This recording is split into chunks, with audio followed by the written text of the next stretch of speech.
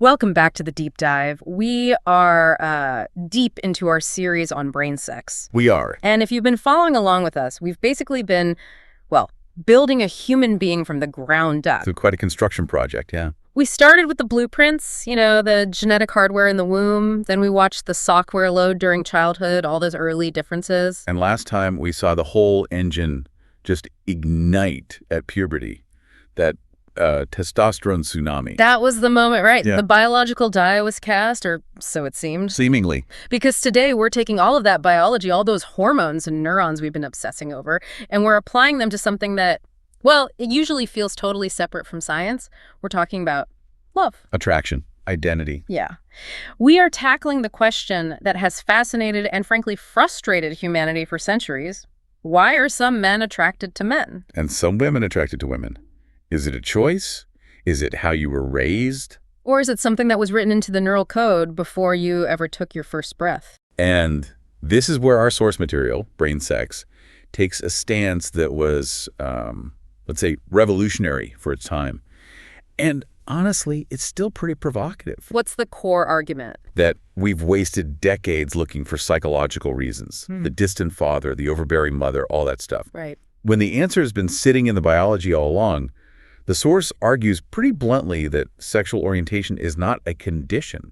It's definitely not a lifestyle choice. It's a biological reality. Yes, a result of the brain's construction schedule in the womb. Okay, so to get this, we have to go back to something we touched on a few deep dives ago. The female default. The female default. Remind us what that is. Nature's default setting is to make a female. Okay. If you just leave an embryo alone, you get a girl. So to make a male, nature has to actively intervene. Exactly. It's an active process. You need this massive surge of androgens, testosterone, mainly to watch over the fetus. That tells the body to build male genitals, and crucially, it tells the brain to wire itself in a male pattern. But here's the wrinkle.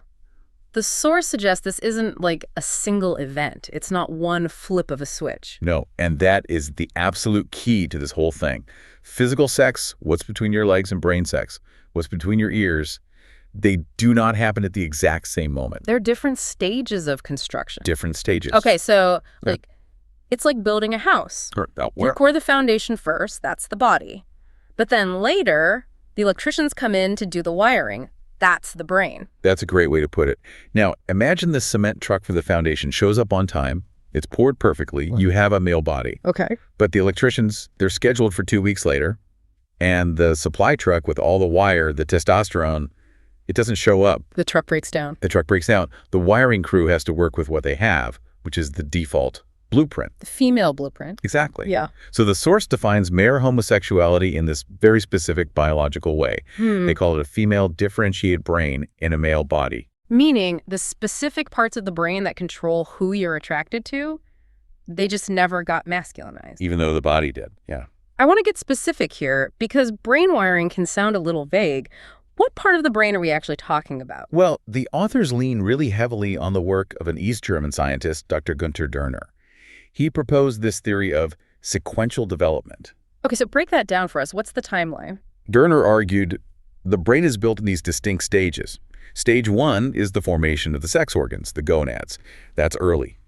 If testosterone is there, you get a boy, physically. Right. But then comes stage 2, and that involves the hypothalamus. The command center. Specifically what he called the mating centers in the hypothalamus. This is the bit that dictates who you're attracted to. And then there's a stage 3. There's another one. A proposed stage 3, yeah. The gender role centers, which supposedly dictate general behavior, like aggression versus, say, nesting instincts. So the whole theory is that these stages can fall out of sync? That is the whole mechanism. Imagine a fetus is developing. Testosterone is high during stage 1, so the body becomes male. But then, for some reason, and we will get to the why, the testosterone levels just dip significantly right during stage 2. So the mating center doesn't get the hormonal fuel it needs to change. Exactly. So it stays in the female default setting, and you end up with a man who's physically male, but whose hypothalamus is wired to be attracted to men. And the reverse would be true for women. The reverse is true. A female fetus, no testosterone for the body, but then a sudden spike during that stage 2 window. Her mating center gets masculinized. And she grows up physically female, but attracted to women. It sounds plausible, but I mean, how do you prove that? You can't just look at someone's hypothalamus. Well, this is where Derner did something pretty startling. He found a physiological way to test it. He used estrogen injections. Wait, he injected men with female hormones. He did. To see how the brain would react. See, in biological females, if you inject estrogen, the brain has this very specific positive feedback loop. It triggers a surge of another hormone, LH. And that's the signal for It's ovulation. the ovulation response, yes. Now, in straight men, you inject estrogen Huh. and nothing. The brain has a negative feedback loop. It just shuts down production. Okay, so two totally different chemical reactions. Completely different. But when Derner injected gay men with estrogen, their brains didn't react like the straight men's brains. No, tell me. They reacted with that specific female hormone surge. Wow, they had the ovulation response. Chemically, yes. Their hypothalamus responded to that estrogen exactly as a female hypothalamus would. It suggests the software for attraction is hardwired. That is wild. It's not just I like guys, it's that the whole operating system of the endocrine system is fundamentally different. It seems so. And I know some people listening will be thinking, okay, but humans are complex. It could still be psychology. Right. But the source material backs this up with evidence from a place where psychology doesn't really exist. The animal kingdom. You can't accuse a rat of having a distant father. Exactly. With animals, you can control the variables. You can essentially switch sexual orientation on and off by adjusting the chemicals in the womb. The rat experiments are the classic example of this, and they are pretty graphic. They are. If you take a male rat and you deprive it of testosterone at that critical brain-forming stage, it grows up physically male. But its behavior is completely different. How so? Well, you place this rat in a cage with other males, it doesn't fight. It adopts a specific female mating posture called lordosis.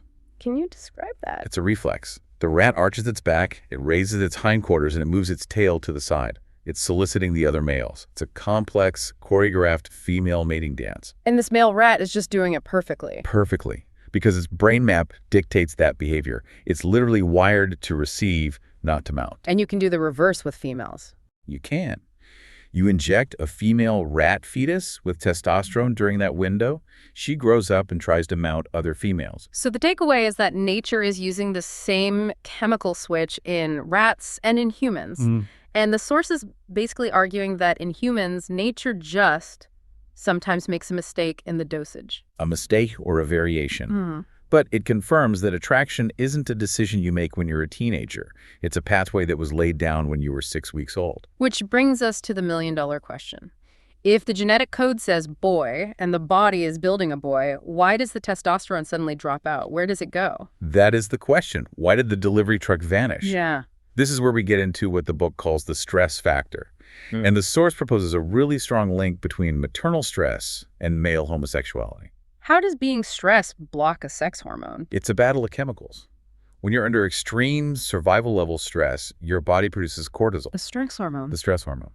And cortisol chemically interferes with testosterone. It effectively blocks the signal from getting through. So, if a pregnant mother is under chronic extreme stress, her cortisol could cross the placenta and cancel out the testosterone her son needs for his brain. That's the theory. And Derner didn't just guess this. He looked at historical data. He analyzed birth records in Germany during World War II. A time of just unimaginable stress. Bombings, starvation, constant fear. And the data showed a significant, statistically measurable spike in the birth of male homosexuals during the war years compared to the years before and after. Wow, that's a heavy correlation. The theory is that the mother's stress hormones demasculinized their son's grains during that critical stage 2 window. The body got made, but the brain didn't get the full dose. It really shifts the entire narrative away from things like bad parenting. Completely. It suggests world events can literally alter the brain structure of the next generation through the medium of maternal stress. Now, I want to change gears a little. We've been talking about attraction, so who you want to go to bed with. But the source makes a big distinction between that and who you feel you are. Yes. Identity. We have to talk about transsexuality. The outline calls this the ultimate mismatch. And this part of the book is pretty intense. It is. If we go back to Derner's timeline, remember that proposed stage 3, the gender role centers. This is the part of the brain that says, I am a man or I am a woman. Right. And the theory is that this center develops at a different time than the mating center. So it's possible for the testosterone to be absent for an even longer period, for the mismatch to be more profound. This is the wrong body experience. Exactly. The source describes transsexuality not as some sort of confusion, but as a biological reality. You have a person whose body is one sex, but the self-perception center of the brain, the literal map of the self, was wired the opposite way. The book quotes the author Jan Morris on this. She wrote about her life as a male as a biological error. Yes, she said she felt the hormones were wrongly shuffled. Yeah. And biologically, the source completely agrees. If you have a male body, but your brain never got the testosterone signal to feel male, You will undeniably feel female. regardless of your upbringing. It's so interesting because people often confuse being gay with being trans. But biologically, it seems they might be different degrees of the same process. That's the argument. If the testosterone dip misses the attraction center, you're gay. If it misses the identity center as well, you're trans. It's about timing and duration. And if that's true, then telling a trans child to just act like a boy is... It's worse than futile. It's psychologically damaging because the brain is the boss. And if the brain's map says female and the body's map says male, that person is living in a state of constant agonizing dissonance. This really brings us to where we have to debunk some of the old myths, because for most of the 20th century, psychology pointed the finger at the parent. Oh, the Freudian shadow. It's huge. The source material is very aggressive about rejecting this. You know, the old tropes, the dominant mother and the absent father. Or that it was caused by seduction or going to an all-boys boarding school. The nurture arguments. The authors just point out there's zero scientific evidence for any of it. Millions of men have dominant mothers and grow up straight. They use the term intersex to frame this, which I think is a really helpful analogy. It is. So physical intersex conditions are when a baby is born with ambiguous genitalia. It's a medical fact. We know this happens. And we don't blame the parent's psychology for that. No, we accept it as a biological variation, a hiccup in development.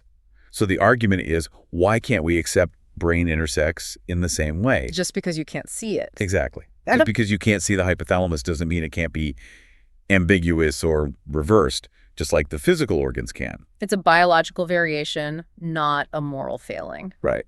Now, we do have to touch on the implications of this because the source material goes into some murky waters, specifically with Dr. Derner's views on what to do with this information. Yes, and we have to report this impartially as part of the historical record of the research, even if it's uncomfortable. Okay. Derner believed that because this was biological hormonal dip, it could theoretically be monitored and corrected in the womb. He used the word cure. He did.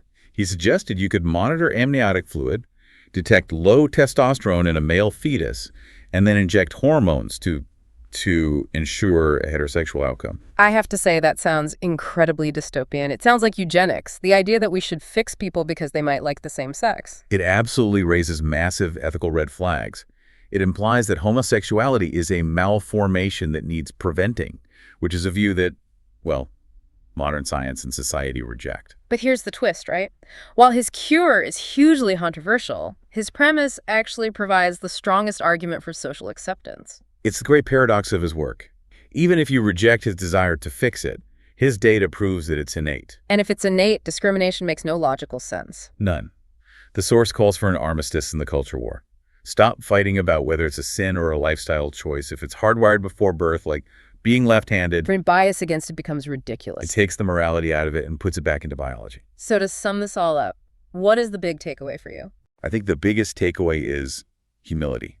We like to think we choose who we love, that our preferences are these poetic, soulful things. Right. But the science here suggests the pen was moving long before we could even hold it. The brain is a sex organ. And like any organ, it develops on a schedule. This isn't the ghost in the machine. It is the machine. It's not software we can just rewrite. It's the hardware. It's the hardware. I want to leave everyone with a final thought today. If we accept the source's argument that our deepest desires, the very gender we feel we are chemically pre-programmed in the womb, how much of our romantic destiny is actually free will? Are we falling in love, or are we just following a map that was drawn for us 6 months before we were even born? Yeah. It redefines romance entirely. It certainly does.